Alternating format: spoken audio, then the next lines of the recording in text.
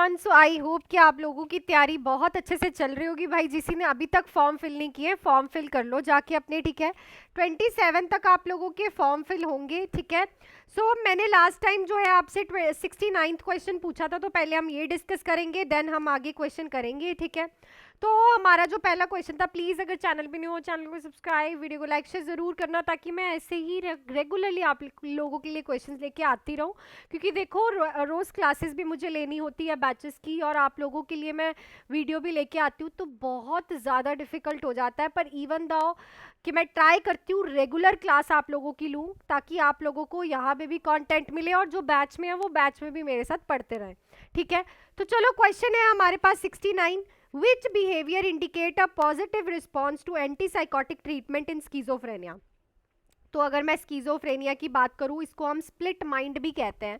तो अगर किसी को एंटीसाइकोटिक ट्रीटमेंट चल रहा है स्कीजोफ्रेनिया का, तो कौन सा बिहेवियर बताएगा कि पॉजिटिव रिस्पॉन्स है? भाई मेडिसिन पेशेंट पे वर्क कर रही है।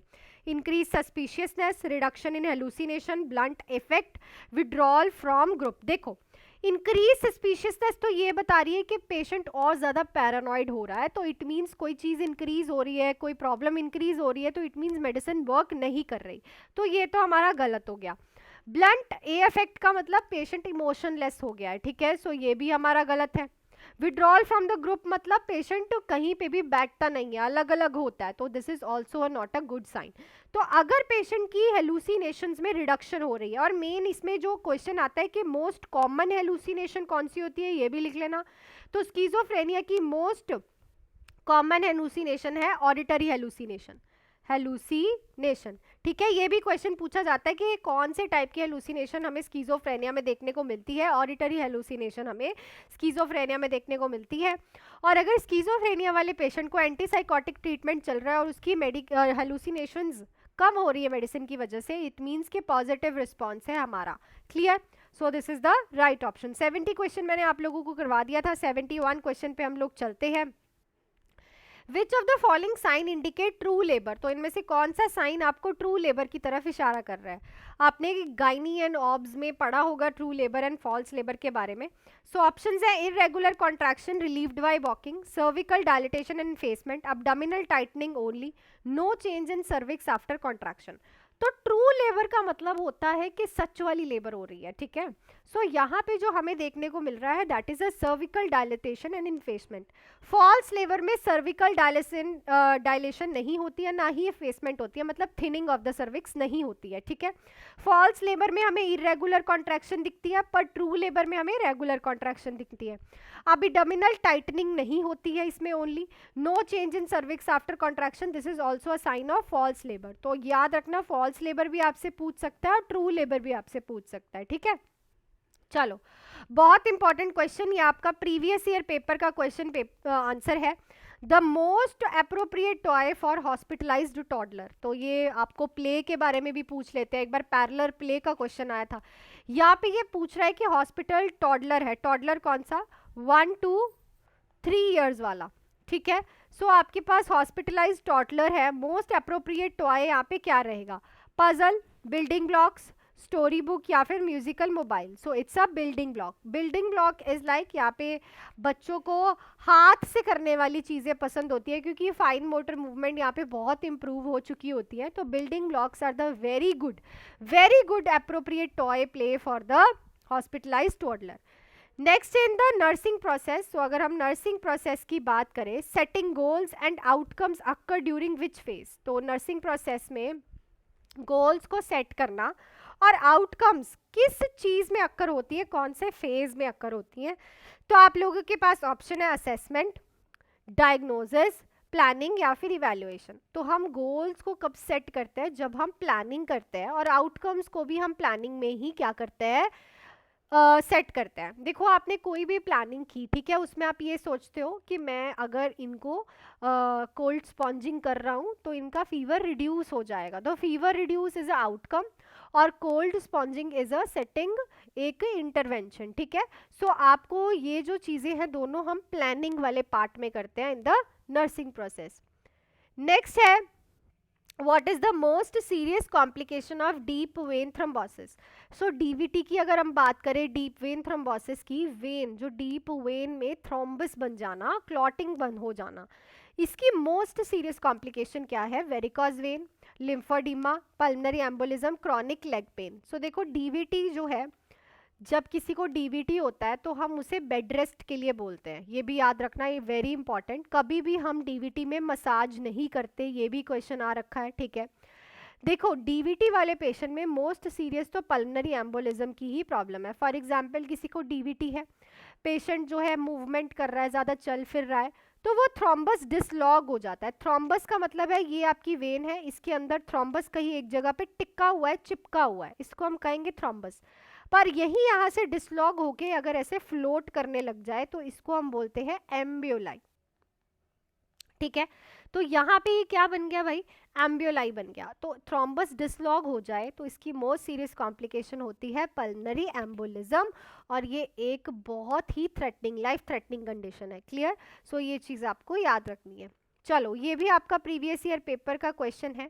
What is the primary objective of family planning? तो ये जो हम family planning methods, family planning का सब कुछ समझाते हैं लोगों को, ये इसका प्राइमरी ऑब्जेक्टिव क्या है? पॉपुलेशन इंक्रीज करना, prevention of STI, space birth and limit family size, promote child immunisation. So पहले फैमिली प्लानिंग में था हम दो हमारे दो, अब हो चुका है हम दो हमारा एक, ठीक है। ये भी चीज़ याद रखो। फैमिली प्लानिंग इसीलिए करते हैं ताकि एक बर्थ स्पेस हो। बर्थ स्पेस भी इसलिए नहीं रखते, बहुत से रीज़न है। सबसे पहले तो वुमेन की बॉडी हील कर जाती है।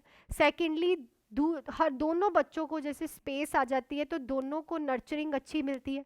और फैमिली साइज सबसे इम्पॉर्टेंट है, हो जाता है कि इतना ही फैमिली साइज होना चाहिए, ठीक है। So this is the main objective of family planning, जिसमें कॉन्ट्रासेप्शंस होती हैं, बहुत सी चीज़ें हैं। Family planning is a huge topic of the community and very important topic of the community. चलो नेक्स्ट पे चलते हैं। उससे पहले डीएचएस एंड बीएफयूएचएस के लिए 2 बैचेस मेरे रनिंग इस टाइम चल रहे हैं, तो आप लोग मेरे साथ जुड़ सकते हो। क्या है बैचेस मैं आपको बता देती हूँ।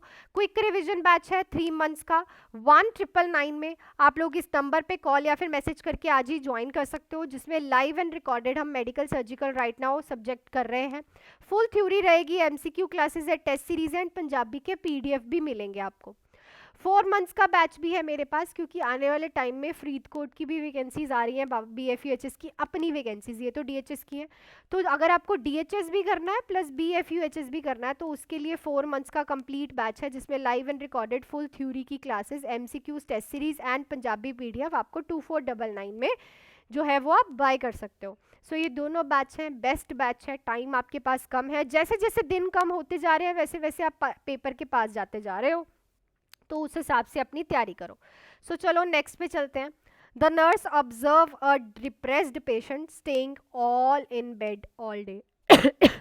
तो आप एक डिप्रेस्ड पेशेंट को ऑब्जर्व कर रहे हो, पेशेंट पूरा दिन बेड पे है। अब मोस्ट अप्रोप्रिएट इंटरवेंशन इस पेशेंट के लिए क्या रहेगी? लीव देम अलोन, छोड़ दोगे उसे अकेला। Encourage patient in structured activities, cold them for inactivity, offer choice only if they ask. देखो पेशेंट ऑलरेडी डिप्रेस्ड है तो डांटना तो बिल्कुल नहीं है, ना ही उसे अकेले छोड़ना है। डिप्रेशन से ही तो बाहर निकालना है ना, उसकी लोनलीनेस से ही तो बाहर निकालना है, तो हम उसे अकेला क्यों छोड़ेंगे। ऑफर चॉइस, अगर आप चॉइस करोगे तो पेशेंट बेड पे रहना ही पसंद करेगा। वो कह रहा है मेरी, अगर आप मेरी इच्छा पूछ रहे हो तो मैं बेड पे ही रहूँगा, वो ऐसे बोलेगा, ठीक है, बिकॉज डिप्रेस्ड है। तो यहाँ पे पेशेंट को एक स्ट्रक्चर्ड एक्टिविटीज़ में पार्टिसिपेट करवाओ कि सुबह ये करना है, अब आपको ये करना है, इतने बजे ये करना है। इसमें पार्टिसिपेशन पेशेंट की इंक्रीज करो। इससे क्या होगा, पेशेंट पार्टिसिपेट करेगा और थोड़ा इंप्रूव करेगा, ठीक है। स्ट्रक्चर्ड एक्टिविटीज जो है बेस्ट रहती है डिप्रेस्ड पेशेंट के लिए। नेक्स्ट है which medication should be held if apical pulse is less than 60 beats per minute. तो अगर एपिकल पल्स 60 से कम आ रही है तो भाई आप क्या करोगे? कौन सी मेडिसिन जो है आप रोकोगे? Metformin, digoxin, frusemide, pantoprazole. So it's a digoxin. Digoxin is a cardiac glycoside, ठीक है। ये सोडियम एंड पोटाशियम के पंप पे वर्क करती है और इसका खुद का काम है ब्रेडिकार्डिया कॉज करना। ये क्या कॉज करती है? ब्रेडिकार्डिया। तो जब ये खुद ही ब्रेडिकार्डिया कॉज कर रही है और अगर पेशेंट को ऑलरेडी पहले ही ब्रेडिकार्डिया होगा तो पेशेंट को तो सीवियर हार्ट रेट डिक्रीज हो जाएगा। तो इस पेशेंट को कभी भी हम डिगॉक्सिन नहीं देते, बिकॉज डिगॉक्सिन भी ब्रेडिकार्डिया कर देगी और पेशेंट ऑलरेडी ब्रेडिकार्डिया में है तो प्रॉब्लम हो जाएगी। नेक्स्ट है what is the expected lab result in iron deficiency anaemia. तो आयरन डेफिशिएंसी एनीमिया का लैब रिजल्ट बताओ भाई। High haemoglobin, increase serum iron, low haematocrit, elevated MCV. So it's a low haematocrit level, और low होते हैं mean कैपेसिलर volume जो होता है वो लो होता है, ठीक है, और लो हीमोग्लोबिन होता है, लो सीरम आयरन होता है। नेक्स्ट है after removing the gloves the next step in hand hygiene. तो जब आपने रिमूव किया ग्लव्स को तो नेक्स्ट स्टेप क्या रहता है हैंड हाइजीन का? एल्कोहल सैनिटाइजर यूज करना, wash hand with soap and water, wipe hands with towel, apply lotion. तो सबसे इंपॉर्टेंट है जैसे ही आपने ग्लव्स को रिमूव किया है आप सोप एंड वाटर के साथ प्रॉपरली हैंड वॉशिंग करो, बिकॉज इवन कि आपने ग्लव्स पहने थे पर तब भी आपको एक प्रॉपर हैंड हाइजीन मेंटेन करना होता है फॉर क्रॉस कंटेमिनेशन। क्लियर? चलो नेक्स्ट है what is the best initial approach to a patient with a panic disorder having a acute episode. बहुत इंपॉर्टेंट क्वेश्चन। सो अगर किसी को पैनिक डिसऑर्डर है और उसे एक्यूट अटैक आ रहा है पैनिक डिसऑर्डर का, तो इनिशियल अप्रोच आपकी उस पेशेंट के लिए क्या रहेगी? Leave the patient alone to calm down, use firm loud voice, stay with the patient and speak calmly, begin speak psychoanalysis. ये क्वेश्चन ना आपको प्रीवियस ईयर पेपर में आ रखा है, तो ज़रूर कमेंट सेक्शन में लिखिएगा कौन सा ऑप्शन यहाँ पे राइट रहेगा। तो आई थिंक आज भी आप लोगों को सारे क्वेश्चन मैंने बहुत डिटेल में कराया। बच्चे बहुत मेहनत लगती है बिकॉज ऑलरेडी मैं क्लासेस भी लेती हूँ और आप लोगों के लिए यूट्यूब पे क्लास भी लेके आती हूँ। तो वीडियो को लाइक और शेयर ज़रूर करना। एंड क्विक रिविजन बैच आप ज्वाइन कर सकते हो स्पेशली फॉर डीएचएस और बीएफयूएचएस की आने वाली वैकेंसीज के लिए 4 मंथ्स का बैच। फीस रहेगी ओनली 1999। नंबर आप लोगों के पास है, फुल कॉन्टेंट मिलने वाला है आपको, कोई भी चीज़ की कमी नहीं मिलने वाली, ठीक है। सो मिलती हूँ नेक्स्ट वीडियो में। Till then do hard work, make your parents proud and all the best.